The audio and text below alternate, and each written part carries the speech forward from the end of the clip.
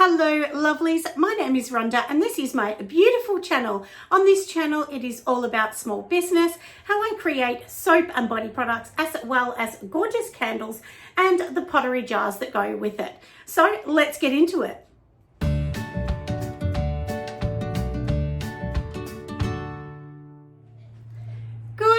Good morning, my lovely darling friends. Today we are going to be talking a little about pottery. As you all know, I do make these gorgeous jars for my beautiful candles, and sadly hydrostone, hydrocal is all unavailable in Australia at the moment, and there is absolutely no ETAs on it, which means you could be waiting forever. We just do not know. So I thought, look, I'm going to go into my original skill set. And a lot of you may not know, but in the 90s, the early 90s, I actually did many years of making pottery, ceramics, and everything else that came with it, which was very big. It was all the vibe in the early 90s to mid 90s. Which also shows my age, but I'm sure you won't mind. So to do this, we actually need some plaster. So I've gone down to Barnes to buy this absolutely smooth, gorgeous plaster so that I can start to make some molds.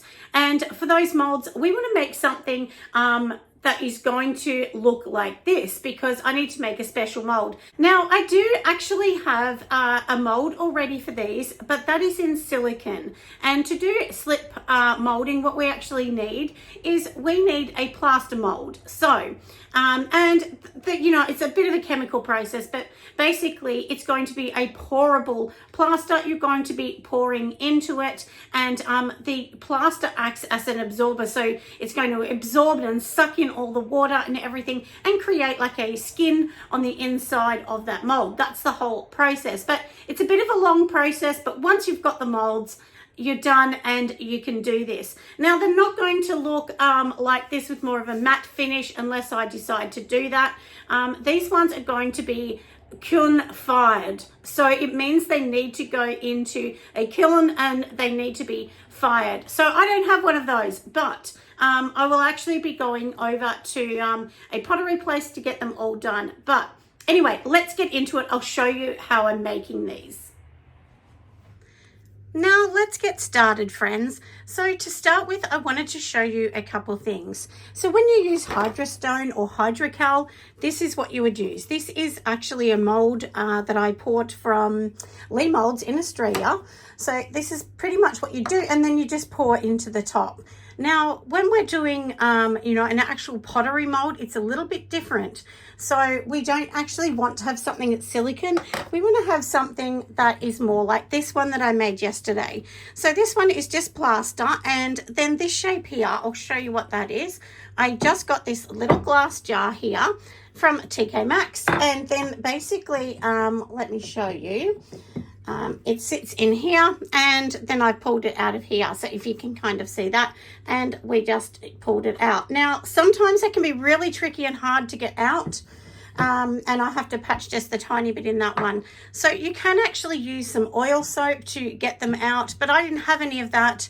But I will go and buy some because I ruined a few molds. Now, another one that I did yesterday was this one. Now, this is just a simple candle mold. So this is basically one of these that I had hanging around, which is just a little cheap candle. And so what we're going to do with this is we've made this with plaster. And now after we've actually made it with plaster, these need to set for a couple weeks, because you want them to dry out. And then once we get the slip, you know, which is basically, it's like a liquid plaster, and then we're going to pour it in, and you will see that it will slowly create like a little bit of a lip, and then, you know, we just pop it out. So that's the whole idea. But today we're not going to pour the slip, we're going to make a cast. So I'm going to show you how to actually do the cast. It's really not that hard. And then of course we need to let these sit. So if you're like me and you're thinking, oh my goodness, I just cannot get this hydrostone, which is honestly the easiest way to make you know, a candle jar using something like hydrostone or hydrocal, is you literally just add water to powder, let it set, and then that's it and you're done. It's really not that hard, as well as sealing. But so this is pretty much the traditional way of making ceramics. You can make it on a pottery wheel, of course, or, you know, this is the easy way to slip it in. But it is a bit of a process. And then basically at the end of it, you're going to get something like this. I bought this from a store. It's got some paper in. But basically, that's pretty much what it's going to look like, you know, like a ceramic or stone jar in the end. But anyway, let's get going. I'll show you exactly, like I said, what we're doing. And now let's get all the ingredients. So now here I have a jug that's dedicated only for plaster. We won't be using this for skincare after this. So in here I've added 140 grams of just water. It's just tap water. You don't need distilled water for this. And now what we're going to do inside my little bucket here, I've already got a little bit of plaster in here, and we are going to add 200 grams of this. So let's just tear out the scale. So basically it's roughly about 70% water, and then, you know, 70 grams of water and 100 grams of the powder. So we want 200 in here.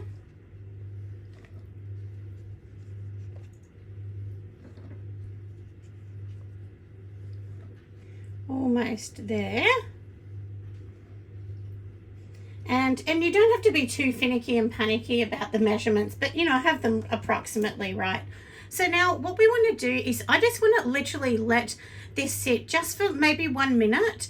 And the reason I'm letting this sit is the water is going to absorb the plaster, and that's the whole idea of plaster. It needs to absorb it and create a little bit of a slurry, and then we will mix it for about 1 minute, just so it's nice and smooth. And this is only the first step, what I've doing with these ones. Now, yesterday I had some of these containers which I showed you. I know I didn't show you before, but anyway, this is the plastic container I'm using just to pour it in as a bit of a base. And so that you've got, you know, something to sit your product on, we want to put about 1 or 2 centimeters in the bottom of each of these containers to create a bit of a foot for the product. So if you kind of see this, and like, can you see how the foot is about here? So that's where I poured the first one to, and then I poured the rest. And it's because if you don't do that, then the jar's just going to sit at the bottom, and the mold will be weak and will break. So anyway, that's what we're doing. So let's bring this down, we'll mix this up, and then we will be on to the next step. So now I've got my jug here, and, you know, all we're going to do is mix it, because at the moment it looks a bit lumpy, and we're going to mix it. Now, the main thing with plaster is, you know, you don't want to cause too many air bubbles.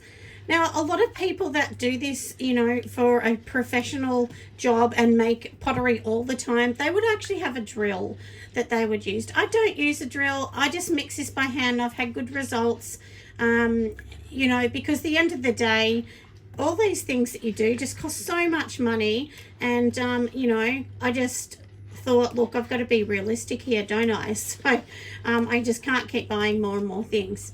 My goal is eventually to buy a kiln, and that would be to fire these products. So it's not like Hydrostone, where Hydrostone simply, you know, you, like I said earlier, mixing it, putting it in the mold, and that's it. It doesn't need to be fired. Whereas, you know, when we're doing slip, it needs to be fired. But as I did say, this first part of this first video, this video is going to be all about just how to make the mold to start with, and then we're going to let them sit. You can also buy molds. You can buy them. They're quite expensive to buy them, but sometimes you might be able to get them, you know, on the internet cheap, like Facebook Marketplace, or you know, something like that, or somebody might be advertising it somewhere else. So that's sort of what you can do. Now, we want it to be like a bit of a creamy kind of consistency, and at the moment this is, you know, a little bit watery. So we're just going to mix this up a little bit. I'll leave it just for a moment, and then I'm going to bring you back and we'll pour it into the containers.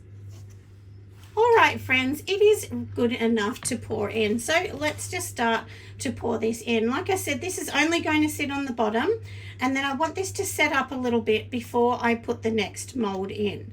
Because if I put the mold in, it's literally going to sink to the bottom, which is obviously not what we want. So you can see here, there's just that little bit there. So then basically later on, our whole idea is we're going to sit this in here and then we will pour around the outside to create a mold. But I'm going to show you the whole process that I do, and this is only my process. Maybe you've got a different process. Maybe you can find a different way, but if you've never done this before, I just thought maybe this was a good idea to help everyone out and, you know, just obviously give you another idea. So, and I'm all about finding a solution, as many of you know. If you're in a bit of a bind and you're trying to get a product that isn't available, you need to do some research and find another product. Like how else can you fix the situation? You know, that's what you got to ask yourself. Like, what else can I do if that product is not available? And for my solution, this is the next solution. And, you know, I never even thought about it. And then the other day I thought, well, pottery. And then my daughter, actually, one of my daughters sent me a link to a potter that was online. And I thought, oh my goodness, it just didn't enter my mind to make my molds and, you know, do it this way. So anyway, so this is my journey back into it. And like I did say, I did many years of making ceramics and pottery. And in the, you know, 1990s, it was huge. I mean, I know it's getting a bit of a comeback now with a lot of TikTok sensations around, but, you know, it was huge in the 90s. So lots of people my age will remember that process. Now, definitely do not wash this and tip it in the sink. You can put water in it, rinse it around, tip it in the garden or something else. Find another way to get rid of that, but don't tip it down the sink. You will ruin your sink. And I just have like a little kind of a mound in the backyard, which is, you know, like my little dirt mound. And that's the only place that I just put things like this, but no chemicals or anything. Anyway, like I said, that's what we're going to do next. So we are almost ready to pour our second bit. So off the camera, just to the side here, I'm just mixing up a new batch of the plaster. And I will actually go over to show you which plaster bag I'm using. And, you know, the one thing that I've definitely found is just don't go and use all the cheaper products. You know, like you can get some cheap ones from department stores or a discount store. Sometimes you do need to just pay a little bit of money to get a product that's actually going to work.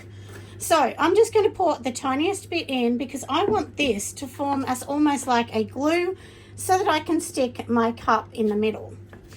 So, and now one thing I've found is most things will stick without some sort of mold release, but these jars I have not had any problem. Every one of them has come out fine. But if you're doing something like this, you need some sort of mold release. It took us quite a while to get that one out. So you're just going to place them in the middle because we want to pour around the outside. And I'm going to show you that as well. Now let me just... So if you have any plaster or anything like on the edge of the glass, make sure it's clean because otherwise it will pick up the mess. Now if I pour straight in here, the thing that's going to happen is the glass is going to like push up into the air because, you know, the weight of the plaster and so on. So what I did yesterday is I actually just got a container and put it on top. So I just got this full container. I sat it in there. That way it kind of weighed it down a bit. And now we've got our plaster. So all we want to do is literally just pour down the sides. Just slowly pour it in. And you want to make sure your plaster's, you know, like at the right consistency. If it is not thick enough, it's really not going to work. And now this thing is going to sit here for quite some time. So give it a bit of a shake. If there's any sort of air bubbles, try and get those out. But like honestly, I've not had any problems with this plaster whatsoever. And we want to pour it to the top, so don't pour it over because we want to literally be able to pull that glass out once that's done. So we have done number one, and I'm just literally going to leave this on the bench for about an hour and a half. So we will go to the second one, and once again you need something sitting in it. So I'm just going to sit that in there, and you're not hurting whatever's in that jar because the lid's closed and so on. But you just want something, whether it is in a rock in the garden or anything, it doesn't matter. You just kind of want something to hold, and give it a bit of a shake because you want to make sure the plaster's even. Because after we do this, when we're doing the slip mold, we're going to basically pour the slip in the gap that it's, you know, that we're creating in that hole. And then that's what's going to create us one of these in ceramic. Now, the one thing to consider as well that's really important is when you're actually doing this, you kind of want your jar to try and be even. Like I can see this is not even, so I'm just going to move that around so that it's even and sort of flat. But if it's not, sometimes you might have a dud. You know, there's nothing you can do about that, but plaster's pretty cheap. I think this might be maybe $100 a bag or something like that for the really good quality one. If you're in Australia, you could have course go to Bunnings and get a cheap plaster, but from everything I've seen on YouTube from lots of other creators, they are saying, you know, they tried that, it's just no good. So sometimes you get what you pay for, my friends, and we all know that in life anyway, don't we? So especially when you're my age, in your 50s, you understand the whole idea of paying for a quality item. So you can see, like I said, I've made it go up to the dip, and if I take this bottle out, you know, the glass will just rise above. Anyway, we're going to do this one now. So like I said, and you know, because there's nothing in it, I'm wondering whether it's going to move, because I have literally stuck it down. It's pretty tight, but I'll just get something else. And you can, you know what you can actually do? You can create so many things. You can find anything around the house, and you can create a cast for it. So this is a you know, just a one-shot wonder cast, really.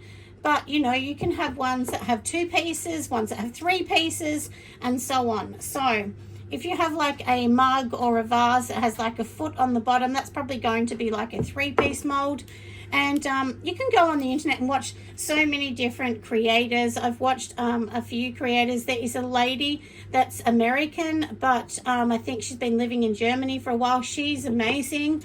I have really enjoyed watching her and get back into this side of something that I did for a long time, and I loved it.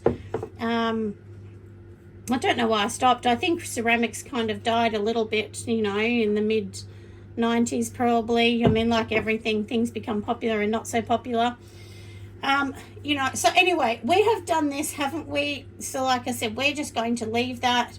And, you know, this is, you know, it has to go through its chemical process. So with the water, it's going to react with the powders and so on. And to make it hard, you'll feel that these containers will start to get hot.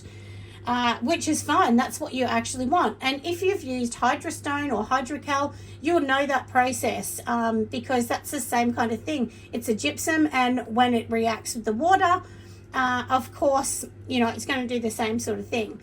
Now, if you don't want to do this process, you can, of course, try and use Hydrostone, Hydrocal, Castmonite, Jasmonite. There's so many other ones on the market. And then that's basically, you just pour it, and then, you know, you make your standard mold. But I decided that I wanted to go a little bit more fancy, and, you know, my brand is, I guess, a little bit more on a luxury end. And I do sell it in, you know, some luxury stores. So, you know, some boutiques, small boutiques. So anyway, that's why I thought this will really be a bit of a game changer. Maybe I'll bring in a few kind of like mugs or containers or something else, I don't know, but it will obviously all go with my Nelson brand. And then when my candles are made, they are going to look so beautiful, really beautiful. So today, like I said, is all about teaching you how I've done this, you know, making the mold for the slip cast. And the next video I will bring out, I'll show you how to slip cast. You can make your own slip cast or buy it. I'm honestly going to buy it. It's so much easier. I'm just going to buy it pre-made in a tub, and then I will show you how I'm going to do that. And then, of course, you know, it's got to be fired after that in a kiln. And because I don't have one, you can actually rent spaces in a kiln. There's so many. I've noticed in Melbourne, there's one in Northcote, there's one in Mount Eliza. That's just a couple I noticed, but basically you can take your pieces when they are ready, and you need to know you know, what fire temperature, and it's called like cone firing. So you need to know the cone temperatures, and it's I won't kind of go into that whole thing, but that basically just tells the person that has the kiln what temperature and what cone that they need to actually be fired at. So and I'm not the biggest expert on that. I'm not the biggest pottery expert in the world.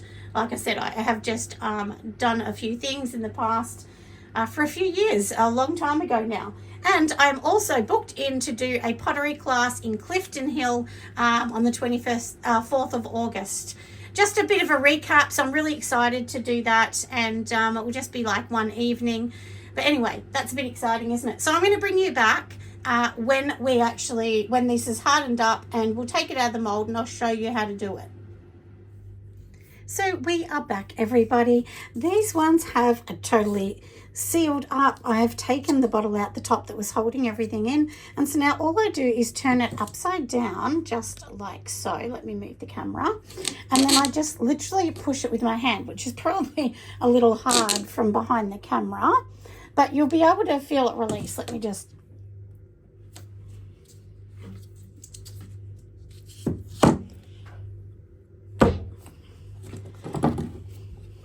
So I have released it. So you do have to give a bit of push, and then you can obviously see the indent for that. And this outside bit really doesn't matter. It's this inside bit that matters. So all you do is we're just going to like hold on to the inner part. It does take a little bit of a wiggle to get them out. So it was a little bit hard behind the camera, but I just literally got this and tapped it onto the table, and then the glass just slid out. So I'll do this one too, but we will make the sound very low so you don't have to hear the banging.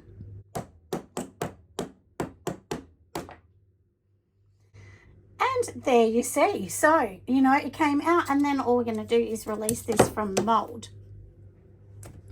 Now, a lot of glasses, this will not happen. You will actually have to use a mold release on them. But I noticed from this one, it was literally the only one that came out easily like this. The one with the love heart, we did manage to get that out, but my husband had to do a lot of force to get that out. So I do definitely suggest that you use a mold release. But as we've already established, these ones are fine. So I'm going to keep going. We'll pull all of these ones out. Now everything is finished, my loves. The last thing that we're going to do, which is really not that essential, but if you want to just neaten them all up, just sort of get something. This is just a Cricut tool, but you can get whatever you like. And we're just going to neaten this up. And this is really, honestly, seriously, it's aesthetics for you, nothing else, because it's not really that necessary. But and just try not to trim in there, because otherwise you'll ruin the mold. So just going to get any rough bits around, then I'll just get some water. I'll just wipe down this, you know, with a wet sponge, and then literally I'm just going to sit this on the shelf along with all of the other ones I've done. Now you may be wondering why I'm doing so many of the same. Well, can you imagine doing a slip mold and you're just pouring one, and then you got to wait a couple hours? So the plaster is fairly cheap. So to me, I literally can make 20 of these to pour 20 at the same time. And I know these smaller ones are going to be great, you know, just for a really sort of try me sort of candle. So that's why I'm doing the small one in particular. And do also remember, once the slip goes in here, you're going to lose quite a percentage. So it is not going to be this size. It's going to be up to 17% less than that, because it has shrinkage in the slip that we're going to use later on. So I hope this has been really helpful, just to show you the first part about how to make your own mold. You know, like I said, how to make your own mold, doing this from the plaster, and then next we will be doing the slip in this. So I'm going to do a series maybe of 4 or 5 of these. The first one, like I said, is this. The second one we will do is when we're actually getting the slip, pouring it in and taking the slip out. And basically at the end of the day, after the slip is done, it's a full mold, but then it needs to go onto the shelf. So then what we will do is we will talk about the bisque firing, which is the first firing that you're going to do. And then after that, maybe the last one will be glazing it and everything else and firing for the last, and then it is ready. So It is quite a bit of a step on several steps to make these.